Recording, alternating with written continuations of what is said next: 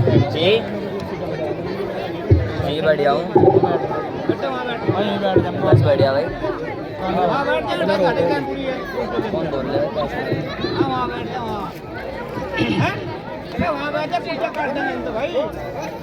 درود شریف پڑھیں بھائی ایک مرتبہ بسم اللہ الرحمن الرحیم اللہم صلی علی محمد وعلی آل محمد کما صلیت علی ابراہیم وعلی آل ابراہیم انکا حمید مجید اللہم بارک علی محمد وعلی آل محمد کما بارکت علی ابراہیم وعلی آل ابراہیم انکا حمید مجید الحمدللہ رب العالمین والصلاة والسلام على سيد المرسلين وعلى آله وأصحابه أجمعين أما بعد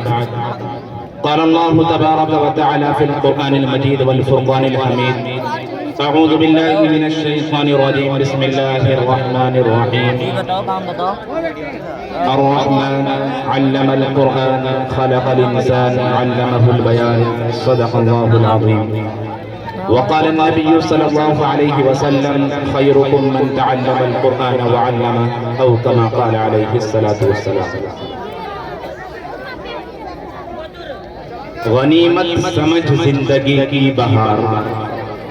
غنیمت سمجھ زندگی کی بہار کہ آنا نہ ہوگا یہاں بار بار اسٹیج پر تشریف فرما حضرات علماء کرام مہمانان اعزاز بزرگان دین اور عزیز طلبہ و طالبات آپ حضرات ماشاءاللہ مغرب کے بعد سے اپنے اس مدرسہ تعلیم القرآن کے پروگرام کو سماعت کر رہے ہیں یہاں پڑھنے والے طلبہ اور طالبات میں جو سال بھر کاوشیں کی محنتیں کی کوششیں کی ان کے اساتذہ نے جو ان کو بنایا اور سنوارا ہے جو ان کو سکھایا ہے جو ان پر محنتیں کی ہیں وہ انہوں نے سب کچھ آپ کے سامنے پیش کیا یقیناً قابل مبارکباد ہے ہمارے اس مدرسے کے اساتذہ یہاں کے منتظمین اور یہاں کے طلبہ اور طالبات دعا ہے کہ اللہ تبارک و تعالی ان کو مزید ترقیات سے مالا مال آمین حضرات اب ہمارا یہاں سے علماء کے خطاب کا سلسلہ شروع ہوگا قبل اس کے کہ میں ان بزرگوں کو ان علماء دین کو آپ حضرات کے روبرو کروں میں یہ کہہ دینا ضروری اور لازم سمجھتا ہوں کہ میں اور آپ یہاں صرف اور صرف اللہ کی نسبت پر جمع ہوئے ہیں میں اور آپ یہاں صرف اور صرف قرآن کی محبت میں جمع ہوئے ہیں میں اور آپ یہاں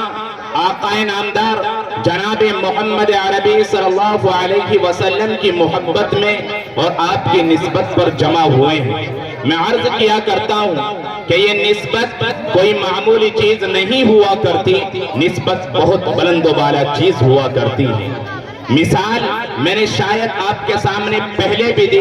پھر تذکیراً عرض کر دینا ضروری سمجھتا ہوں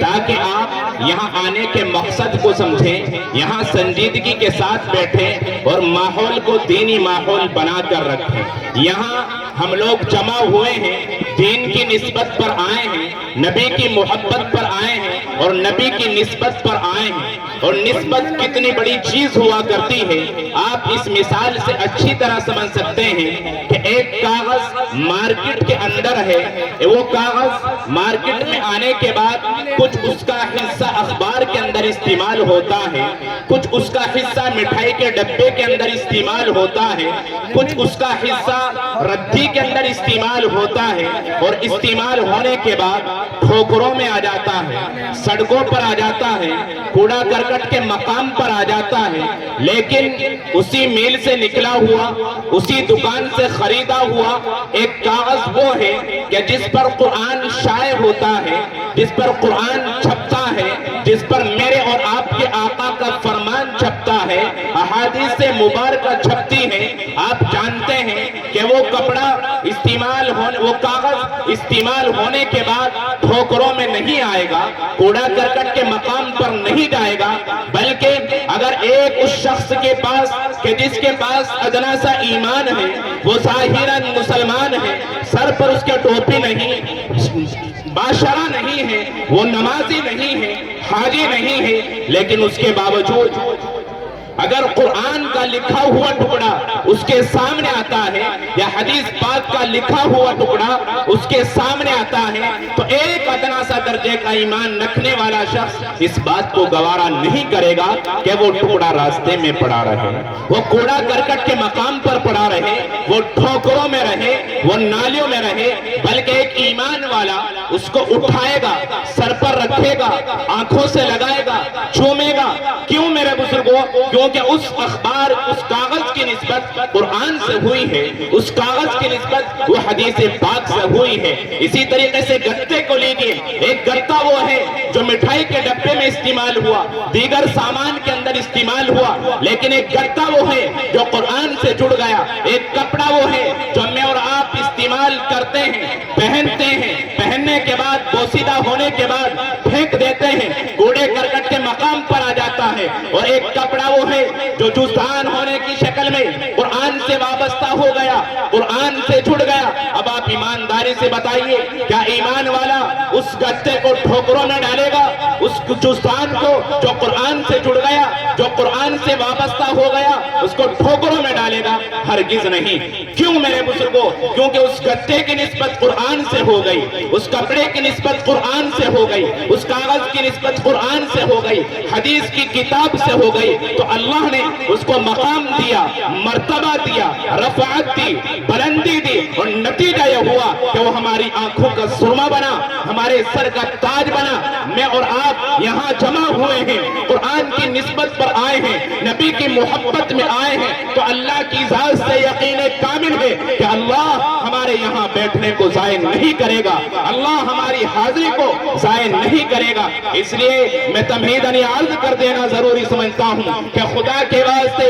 اپنے اس جلسے کو اللہ کی نعمت سمجھیے، اپنے اس مدرسے کو اللہ کا انعام سمجھیے، اپنے اس پروگرام کو اللہ کی بڑی نعمت سمجھیے۔ اور یہ علماء، یہ بزرگان دین جو رات کی تنہائی کا سفر کر کے دور دراز سے چل کر بہڑا سندلسل کی سرزمین پر حاضر ہوئے ہیں، آپ کی محبت میں آئے ہیں، نبی کی محبت میں آئے ہیں، قرآن کی محبت میں آئے ہیں، قرآن کے پڑھنے پڑھانے والے ان چھوٹے چھوٹے معصوم بچوں اور بچوں کی محبت میں آئے ہیں۔ خدا کی قسم کہنا چاہتا ہوں کہ یہاں رات کی تنہائی ان علماء کو دنیا کی غرض کھینچ کر نہیں لائی، یہ آپ کی دعوت کھانے کے لیے نہیں آئے، آپ سے کسی چیز کا مطالبہ کرنے کے لیے نہیں آئے، بلکہ یہ آپ کے مدرسے کی محبت میں آئے ہیں، نبی کی محبت میں آئے ہیں، قرآن کی محبت میں آئے ہیں۔ اس لیے میرے بزرگوں، نوجوانوں اور پیارے بچوں اور پسے پردہ بیٹھی ہوئی پیاری ماں اور بہنوں، میں یہ کہہ دینا ضروری اور لازم سمجھتا ہوں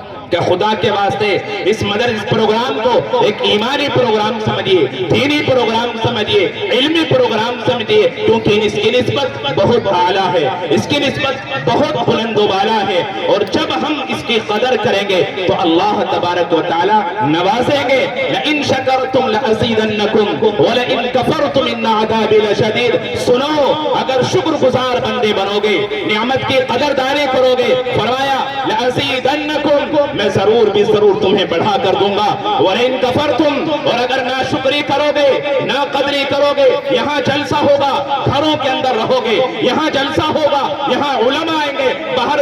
راستوں پر گھومو گے، وہاں بیٹھ کر غیبتیں کرو گے، چغلیاں کرو گے، اس ماحول کی، اس جلسے کی، اس ایمانی فضا کی قدر نہیں کرو گے۔ فرمایا ان عذابی لشدید، پھر میرا عذاب اور میری پکڑ بھی بڑی سخت ہے۔ ہم چاہیں گے کہ اپنے مدرسے کے اندر، اپنے گاؤں کے اندر ایک جلسہ کریں، علماء کی زیارتیں کریں، علماء کو بلائیں، قرآن کی محفل سجائیں، نبی کے دیوانوں کو بلائیں، لیکن یہ موقع ہاتھ میں نہیں آئے گا کب؟ جب ہم اس جلسے کی اور ان جیسے عظیم پروگراموں کی قدر نہیں کریں گے، پھر اللہ اس نعمت کو چھین لیں گے. اس لیے میرے بزرگوں مجھے آگے بولنے کی ضرورت نہ پڑے. میں آپ سے بہت ادب کے ساتھ درخواست کرتا ہوں کہ خدا کے واسطے اجر سمجھ کر یہاں بیٹھیے, اپنی ضرورت سمجھ کر یہاں بیٹھیے, اپنے بچوں کی محبت میں یہاں بیٹھیے, اپنے مدرسے کی محبت میں یہاں بیٹھیے, اور ان علماء کی عقیدت میں, ان کی محبت میں, ان کی زیارت کرتے ہوئے اور ان کے قیمتی باتیں سننے کے لیے آپ یہاں بیٹھیں گے